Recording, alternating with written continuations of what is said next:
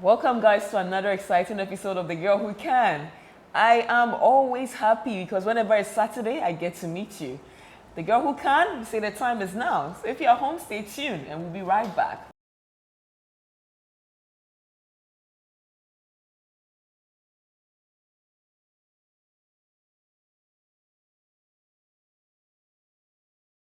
So many people struggle to achieve their dreams, and that's because of fear. They are crippled by it, and oftentimes they give excuses that they are not ready enough. Is it about preparedness? It's just an issue of doubting yourself and having fear that you cannot attain it. So I'm on Amap Watch's website, and she has an interesting article on how fear was stopping her from achieving her goal, and I'm going to read that before I introduce you to my panelists. So she says, why I'm scared to pursue my dream. If I hadn't had the courage to go for what I really wanted, I would still be sitting on my couch wondering why I'm afraid of chasing my dreams. I remember really wanting to pursue my dreams, but there was always something holding me back. It was just so hard. It felt easier to stay where I was and to think about it. But why was I not following my dreams? Why was I so scared to pursue them? And how did I eventually overcome the fear of pursuing my dreams? That's what her article is about. You can actually read more on Amabuachi's website, but we are going to talk about how people can sit, on their couch, basically in their bedrooms, and they have plans of becoming makeup artists, becoming designers, owning a business. There are businesses that have been in our heads for long, and they said if you go to the graveyard, that's where all the good ideas are. Some of them never materialized because people thought that the time was not good enough. They were too young. There's a young girl out there who has great dreams, but has been hijacked by fear so much that she thinks that she's not good enough. That is crippling her. So today on The Girl Who Can, I just brought you guys on, after our exciting episode, to see how we can address the issue of fear that young girls face. And first, to also find out if you have ever had an experience of fear that had held you back, so that others can pick up from the story and what you have done over the period to overcome your fear. Are we good? Yeah. So when I say The Girl Who Can, what's the response? The time is now. Oh, you guys got it. The Girl Who Can. The time is now. So we'll go right into the conversation. Okay. So I'm going to start with you, as always, Mina, right? So Mina, tell me about that time where fear crippled you and you couldn't achieve your goal. Have you been someone who has ever had fear? Was it something when you were younger growing up? Well, we all have fears, at one point or the other. I think for me, when you are young, you really don't really factor in some of these things. But when I lost my dad when I was about writing my WASI, I feared I was going to fail. Wow. I think that was the time that's because it was, my dad was like my best friend. I was like daddy's pet. I was the last kid and stuff like that. So when he died 2012, November, and we had started with our mock, and we were to finish our BEC by May. So that was, I think, the scariest thing at that age I ever encountered. How old were you then? That was like 17. 16, 17, thereabout, So, that was the most scariest part that I have ever encountered. Because at a point, the beginning, I wasn't sure what's going to happen. And I think the other fear was about, okay, so who is going to take care of me? Fear of a provider, provision, right? Who is going to take care of me? Who is going to make sure that my dream comes to pass? I think that's where it sort of connects with my dream, because I knew my dad was the person who is going to sponsor my dream to the very end, and then I didn't have helpers like I have now that, you feel you have a network of friends or a network of family people that are going to sponsor you. Then I didn't know all these things existed. So the fear of who is going to sponsor that dream that I have. Do I have to let go of my dream and aspirations in order to just survive? And it's really affected me to even level 100, because I came to uni and I'm like, well, I wanted to read law and I didn't get law in the first place, and my dad is not even there. So I'm just gonna live my life. That was my first. When you were just talking, I was just imagining a young girl out there who's watching and asking, maybe having suffered a similar predicament of losing a parent or probably yeah, finding out, so what am I going to do? Because they have the fear, can I even pursue my education? Can I go any further? How were you able to turn that around, and in terms of what did life bring to you as well to resolve that situation of overcoming that fear? Okay, so I think my dad had a very close friend who became like an uncle to us. And it was a Thursday when they came for me from school.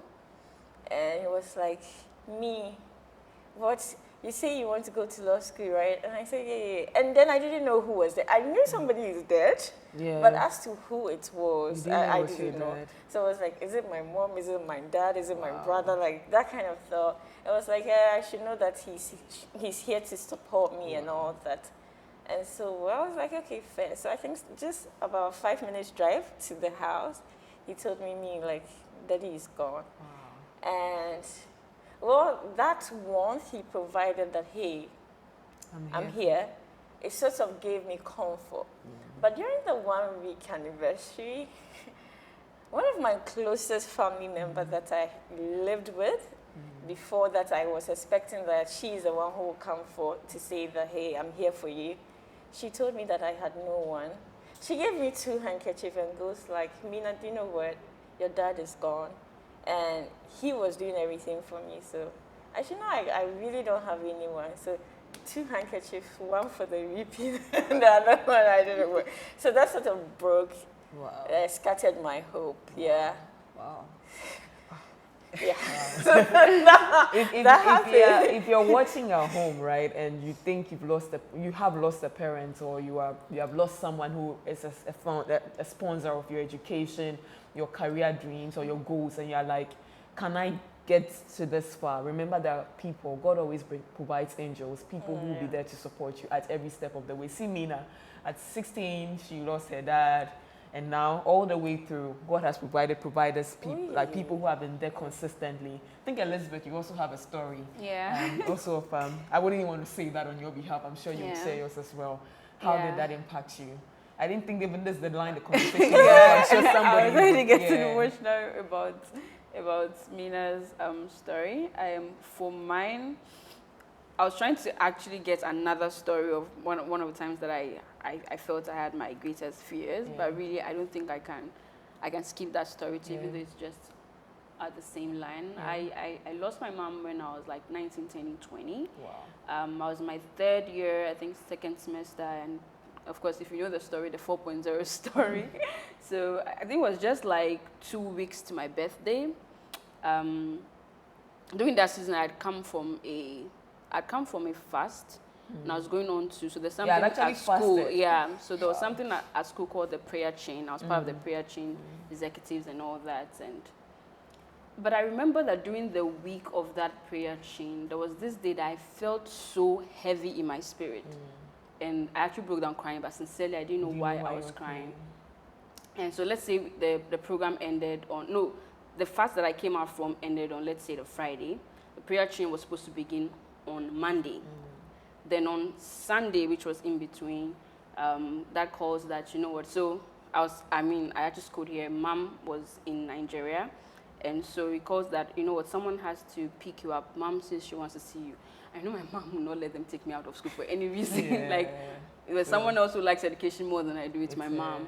And she gave me all that space. And I know this is just weird. So, long story short, got in the 9th.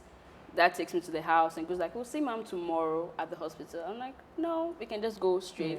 And it was like, oh, wait, no, don't worry, tomorrow. So I think he stepped out to get something. And my kid brother was around sleeping. So I just tried to wake him up, like, come on, I'm around, let's know and all that. Mom, Dad says we're going to see Mom tomorrow. Like, see, Mom is dead. Yeah, I think he's one of the worst communicators. I was like, you didn't know. I'm like, I didn't know. And I'm sure he didn't, the fact that he didn't have any emotion at that point. Yeah, like, he was so innocent about it. Apparently, she passed on 2 weeks before, and they never wanted to, they didn't want to tell me at school. They're trying to find a way. Yeah, so, and apparently he had been fighting them for keeping it away. But of course, he was just like 15, so he didn't really have, his personal luxury to call me and tell me. So push comes to shove. When that happened, I remember it's the first time ever in my life that I've had to be out of school for 2 weeks. And the 2 weeks was, I didn't talk to friends, I didn't talk to anybody, I just wanted to be in the house. And I remember I wept so much. And it was 2 weeks of life transformation for me. In those 2 weeks, I felt like God betrayed me. So when people talk about, picking offense at God, I actually picked an offense. I felt bitter. But what was interesting was when the 2 weeks was ending, I'd graduated from bitterness to a deep love. Like I was super in love. And I still remember what I perceived in my spirit. He told me that, because I was like, even if the enemy did this, God, you can't tell me that you had no power to stop it. You see that thing we tell, and then it was like, but just imagine that you have 2 children, right? And somebody does something to you. Because I was like, God, if this is somebody, you have to arrest. See, that's what, like, I want justice. I want justice. Then it was like, can you imagine how many of my children hate each other and I still have to let them go? And he linked it to soul winning. Was like, do you know that every time you don't win a soul that I want you to win, this is how I also hate. Like, because then the person dies. Yeah. And the person's soul he would turn it around, and I felt so guilty. And I'm like, God, what's this? I should be the one upset. But like that was 2 weeks of transformation for me. And I would say till date, then I can't tell what fear I had. I think for me it was just the fear that I wouldn't get that motherly hug anymore. Until date, sometimes I tease my brother. I have a kid brother, I have dad, so there's no woman in the house literally. And they are really nice that I just want a hug. Like that's just what I want. And I don't want any hug. I just want a mother's hug. And it still happens till date. And I remember that after the 2 weeks, I told them that I wanted to go back to school. And everybody thought, you take longer and all that.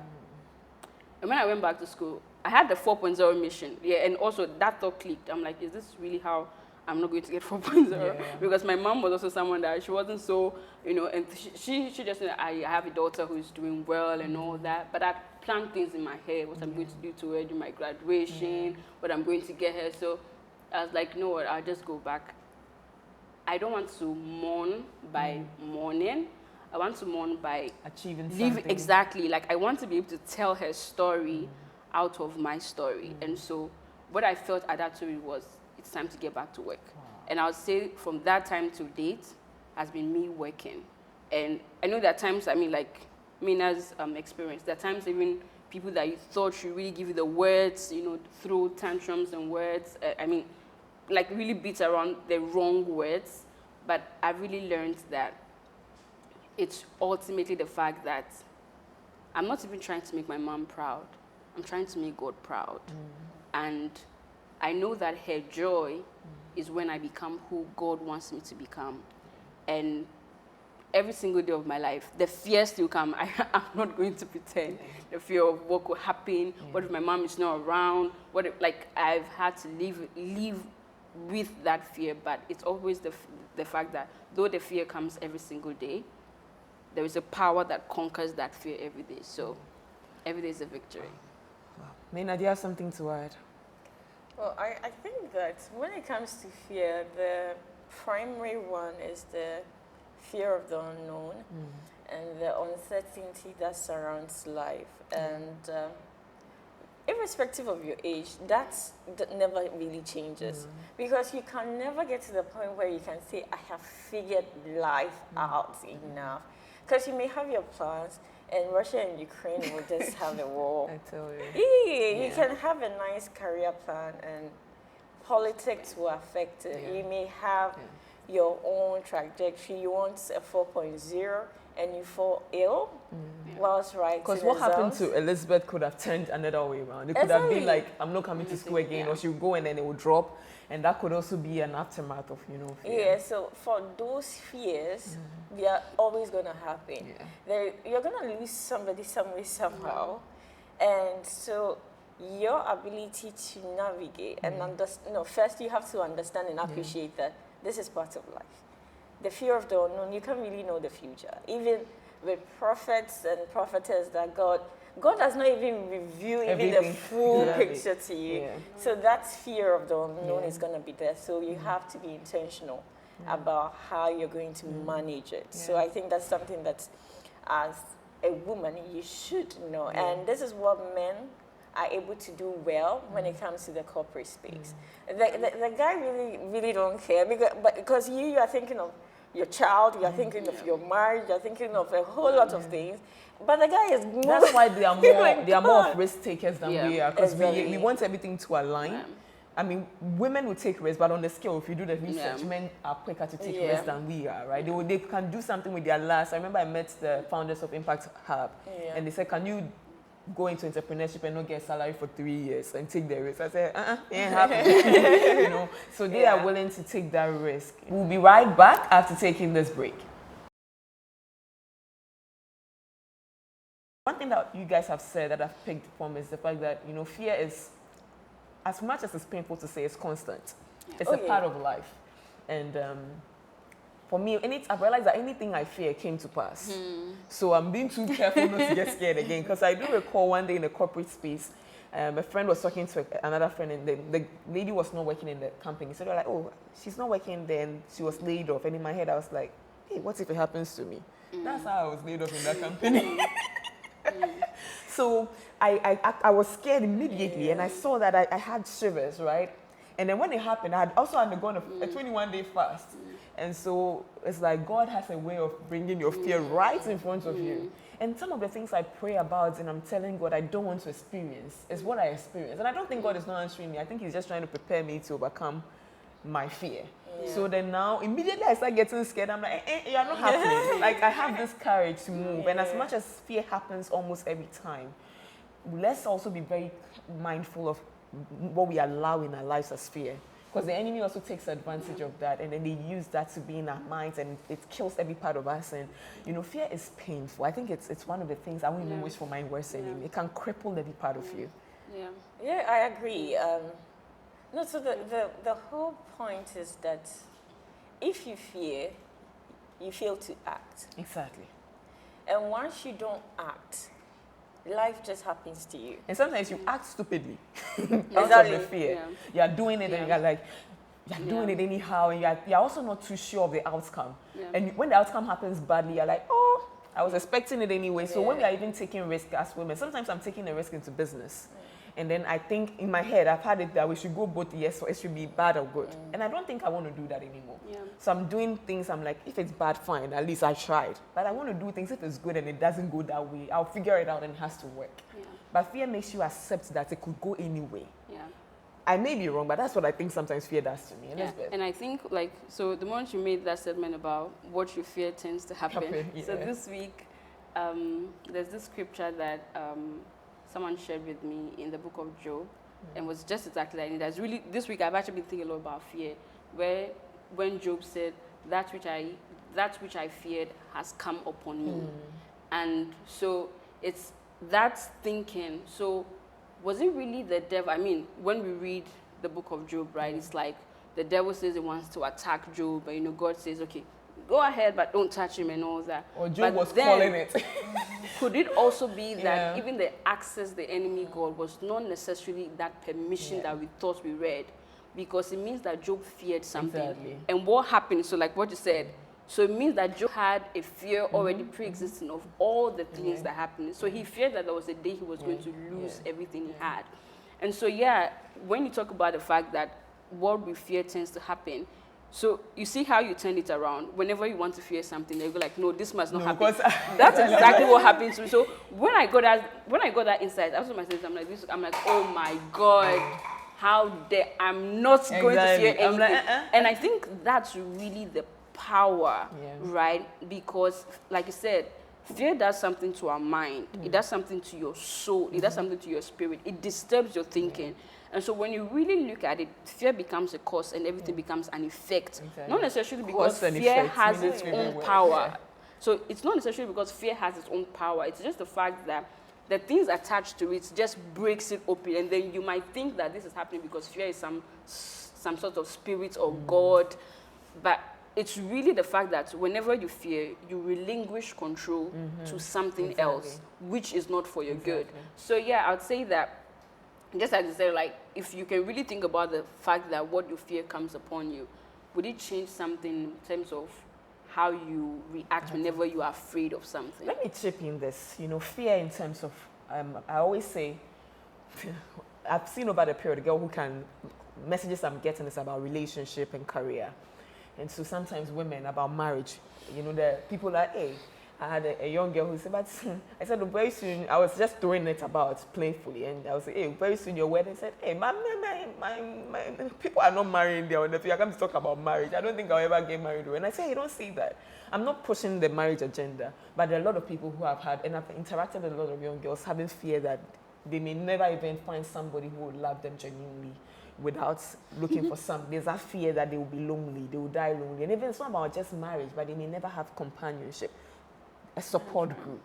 And so they live in that fear and they create and manifest that. What do you have to say to that, Mina? Okay, so this stems from, I think, the first episode that we had. Yeah. And the very first one. Yeah. Even from all the conversations we've had on friendship and having a community around you. Well, when it comes to fear of being single or not, so I've sort of I foresaw my life without a partner. Like, I had projected it before. Myself, I never thought I'd marry. Well, I've always known I'll marry, but as to whether if it doesn't happen. Yeah. And I think after losing my brothers and my dad, I've come to... When you say losing your brothers, you lost your brothers too, Mina? Yeah, 2 brothers. Wow. Yeah, I think one key lesson I've learned, that's why I said life is not that deep. No, it's not.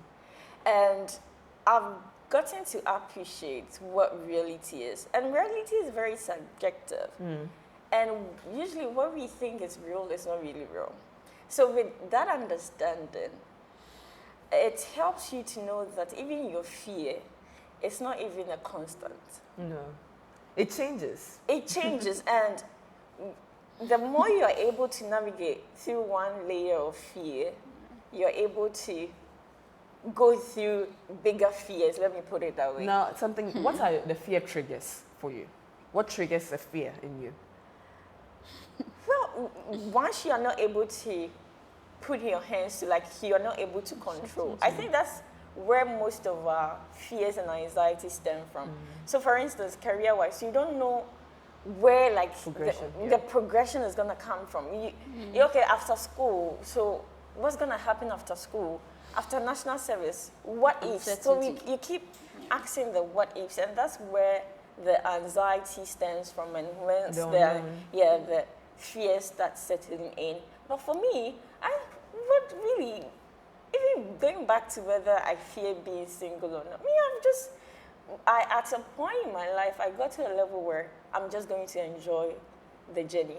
And I think I was reading a lot more on the flow of life, and that was what really exposed me to, well, I mean, just enjoy the journey. And once I positioned myself to enjoying the journey, it comes and like, well, I'm afraid of this, but I'm going to enjoy it. My sister says the same thing. She always says that water will find its level. So sometimes, out of frustration, we cover, like we want to be in control, and because of that, when we think things won't happen to us, it won't also happen. The mindset thing, we are attracting negativity and all that. Elizabeth, what do you have to say to that? I think it's, like Mina shared also, fear, I think the bedrock of fear is just the fact that we don't have to be, we are not in control. Like, you are uncertain about it, because when anything you're in control of, you can put some certainty into it. But whenever you feel like something's uncertain, you feel like you lose control. And to an extent, I feel that fear is really a demonstration of our pride as humans. The fact that we want to be in control. Exactly. So the slightest time we see that we've lost control and something could happen that we have no idea about, we begin to fret and fear. One of the ways that I have dealt with fear, and I still deal with fear, is to go back to the Word of God. I always say that every human should have a spiritual source. Of course. Everybody has what they believe in. I believe in God. Very important. Because fear is not just psychological. Fear is deeper than that. Fear, like the way it affects, so like you said, like the power of fear, it's so funny that, the world's greatest criminals, you fight so much to to get them, invest a lot of resources Yeah. to get them. But fear is the only thing that can keep the best and the brightest of mouth. Like it keeps you sane, you look normal, you look Yeah. fine every day, but you are a far gone prisoner that Exactly. has been made captive in Yeah. the deepest part of the world. So I'd say that one way I have dealt with fear is to connect to that spiritual source, is to connect to the fact that I am human. And what it means to be human means that I am on earth and I would never have a full picture of what life could be. So when Mina says go with the flow, so it's to take each day at a time. As it happens. When something, we do the risk analysis, but I'm like, do you really do some risk analysis or yourself? Because even on the risk analysis we do, it's on risk that we can envisage. There's some that Even we can't us, create. yeah. So for me, it's just one way I have dealt with fear is to understand that it's okay not to know everything, but as to the little that you know, you use that information to make the best out of it. Wow, well said. No, career progression, growth, applying for jobs. People have the fear. Like they see jobs, they're like, hey, this one is World Bank. When you ask them, I talk to when I go to these schools and I'm doing the campus outreach, I'm like, who wants to be president? Who thinks they can be minister? And it's like the fear is that they have looked at themselves now. You are looking at your now and not looking at how far God can take you, or how far you can. Life can present so many things to us, and because of that, even we think very small. So people buy things they buy things looking at their lives now and forget the future. Now when they outgrow, they're like, I wish I had done something more bigger. So people are applying for jobs. They're like, let me just go for this role. It will be best fit for me. People, they ask them even about salaries, and then they negotiate lower because they fear that if I negotiate higher. And that's because we have downplayed ourselves to the point that we don't think we even deserve bigger. We have put ourselves in a cage, because we think immediately we dream bigger, we have friends or somebody around you who shut you down. What do you have to say to that about applying for jobs, going for that promotion, working on a project you have, and just taking that risk and putting yourself out there? I would say my first question will always be, do you like it? Do you like it? If you do, go for it. Because many times when people give you that excuse, I feel like the next question you should really ask is, do you like it? Yeah. And many times they would say, yes, I actually like it. So why can't you? Then they'll give all the excuses, I don't feel. But that's the point. I feel like, for me as a Christian, whenever I begin to desire something, I want to check into why I'm having those desires. Yeah. Exactly. Because my will is that I'm so aligned with God that even the desires of my heart are His ways of showing me that this is what you should do. Sometimes we disappoint God so much that we throw His will in the basket. Because imagine God keeps pressing on you that I want you to be an engineer, or I want you to solve the water crisis in Africa, and your only way is probably being an engineer of a sort. And then you're like, I don't think I'm too good for it. And so you put that in the bin, and then you choose to be a software engineer. But it's an engineer, but it doesn't it doesn't align with the will of God. And sometimes God keeps present, so you have to go look for another man who is willing and is aligned in spirit, right? Mina, what do you have to say to this whole bit about career bit and pursuing our dreams and going for it? Okay. So I think the orientation we have had, it forms a major part of the problem we are facing. So when I was little, it was about becoming a lawyer, becoming this. And I'm very solid with God and stuff about religion and spirituality. Because I think in high school, we have these Protestant Catholics and a whole bunch of doctrines. And I'm like, nah, this is not working. You people are confusing me. So I decided to know God for myself and know God my own way. And that has helped me a lot. So an understanding and appreciation of who I am, my personality, my temperament and everything, and knowing who my God is and having that conversation, like relationship with God that this one is for me, this one. I've been to an interview where I knew in that room that that's not my role. So you better go back. And trust me, when I went back to my old place, that was when the opportunity started coming in. So get to know yourself, get to know. But back to the orientation I was talking about. We've been oriented that, okay, you want to be a lawyer, so by hook or crook, make sure you are assessing all those opportunities to become a lawyer. But I feel the career space is bigger than that. I started my career not really knowing where I'm going. And well, we all want to be in the diplomacy space. And even national service, I had Ministry of Foreign Affairs, I got bounced. So that's, I remember that story. That's another story. So now you're in an NGO and you're like, okay, so what can I do? So I think for somebody who is career oriented, who wants to grow your career, the focus is on what can I offer? So I went into the NGO space and I was like, okay, fine. Wherever my name is, wherever my presence is, it should come with excellence. So if I have it, but when I went in there, it wasn't a matter of, okay, so the first question was, what are the values and skills I have to bring onto the table? So if you're able to establish that you may not have it all, but you have some primary skills that you can transfer to your career, that gives you confidence. A little bit of a push that, okay, well, I can survive in this space. Because I remember national service, I was put in the accounts department. I didn't do anything. I didn't political service. Most of my training my account. And I was recruited full time for accounting role as an account assistant. And that has been transformative in how I look at my career. I think I can fulfill any role that I'm given. Still searching. Because if I've been able to do accounting, I will be able to explore other options. However, let's get something like that. I transitioned to a new role. And I thought, oh, I was skilled for it. Because I knew that the GG, that's the job description. I had the skills. But I went in and I was failing. I became depressed. It was frustrating. And so I literally had to. So I still have my job description there. Every day I would pick it up. And analyze time. I'm thinking this really. What's happening? What's happening? What is making it not work for me this time around? And all these bring in the fear. Is it that I'm not capable?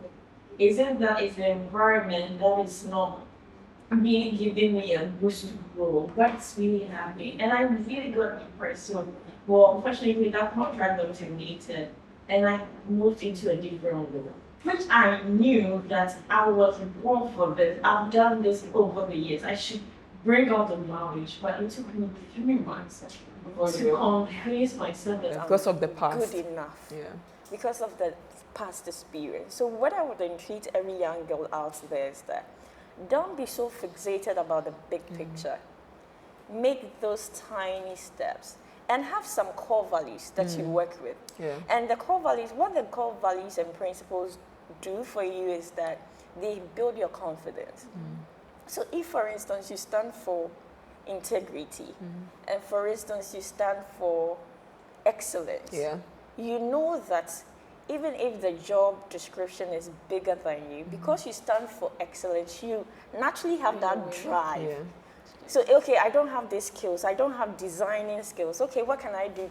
So it's always driving you to learn more. So I feel that's how best to go about it. Yeah, perfectly well said, right? Let's look at summarizing our conversation as we wrap it up. Fear of failure and fear of rejection. So people are not willing to send that email to seek help. They are not willing to place a call to seek help because they are scared. What if the person says no? And what do you have to say to that? I'll take it from you, Elizabeth, and then I guess we'll wrap up the conversation. Yeah, I was just thinking about rejecting when you said it. So also still, I think just in line also even with career choices. I'm a human resource practitioner. One of the things I get, whenever I get the opportunity to interview people, is to first draw the same page, like create the same page, and the page is that I need you as much as you need me. Many times I see people come into interviews and they are scared that you're going to say no. So they give you all the recitals. And I remember this interview that I got into with some young kid, and I told him straight out at that call, I'm not seeing the real you. I'm not seeing the real, like you're more than this. And I knew he wasn't fit for what I was hiring, but we ended up having a conversation, right, about his dreams, what he wanted to do. So yeah, we knew he wasn't cut up for the role, but we've been good friends ever since. And it's fine. So what am I trying to say? Is the fact that you applied for a job and you think you can do it doesn't mean you can do it. So what it means is that when you are rejected, it's not about your person, it's Yeah. about the role. Yeah. Whenever you're interviewed for a role, there are 3 things bound to happen, 3 risks. The first risk is that you do not put yourself out enough to show what you really have and Yeah. can do. The second risk is the fact that the person hiring you might not give you the opportunity to do that. Yeah. And the third risk is that the person might not see who you are. Exactly. Now, if you put the first is the only one you can control. Yeah, I get to an exactly. interview, I think I'm fit for the role. Yeah. I give you like as much as is possible. But you can't control the fact that You can't. human resource managers, hiring managers make wrong decisions. All the time. And Not all I've the had time. to literally counsel like 2 people Yeah. who out of job rejections, these people got really depressed. Yeah. And it really took, like it took a whole, like I felt like, can you give me all the companies you've been interviewed for? And I felt like people should learn to see interviews as opportunities to discuss. And it's also part of our world, you know, Yeah. especially with Like you local said, your companies. You context, get into yeah. people and they really talk to you in an interview like you are begging for the Yeah. role. And right? so you have to have a script. Without a script, You are I think not I okay. think we're discussing the other time in the office. People don't like the truth in interviews. Oh, yeah. And it's so sad because then my anger is this: the fact that people come into the interviews to look for jobs and they're leaving more depressed, Yeah. like they've come to carry loads. Like it's not that way. So whenever you have a rejection, also remember that sometimes they lost. They lost. They just Yeah. made a bad Yeah. decision. So a rejection is never about you, especially with your career. It's never about you. It's about the role. What it means is that if you did your job good enough, you look for the person who has the insights for where you're going. So when you really deal with rejection in that way, the fact that first you must do that which is within your possible best, and second to understand that it's not always about you. I feel like that really changes your mind on how you apply for a job, how you sit for interviews, and how you present yourself. Yeah. Wow. Well said. I guess for me, in summarizing this conversation, it's been wonderful talking about fear, failure, fear of rejection, and isolation, and all that. I would go back to people who have the chance to handle people, like recruiters, people who deal with people. Like, let's give ourselves a chance because a lot of things are happening at the same time. Let's just give ourselves a chance to know people, because sometimes even bosses, managers, we create fear in people. We end up letting people. There are so many brilliant minds who are doing below their capacity or capability, all because they think they are not good enough, and that's because we have non-verbally, we have said things or we have done things to make them think that they are not good enough. Our actions, even in emails that we write, and sometimes even the way we look at them, looking down on people, it breaks them apart. If you have a chance to engage people, if you are dealing with people, you have a daughter at home, and you're always making her think she's not smart enough, she's not good enough, even the cooking skills is bad. Every time she gets to the kitchen, she burns food, because she always says she burns the food. Every time she's dressing, she thinks she doesn't know how to combine colors, she'll mess up. Whenever you keep instilling fear in people, unconsciously, you create a monster. And that monster is not someone who can harm anybody, but they harm themselves. And when they harm themselves, we lose. On that note, the girl who can, the time is now. It's a wrap.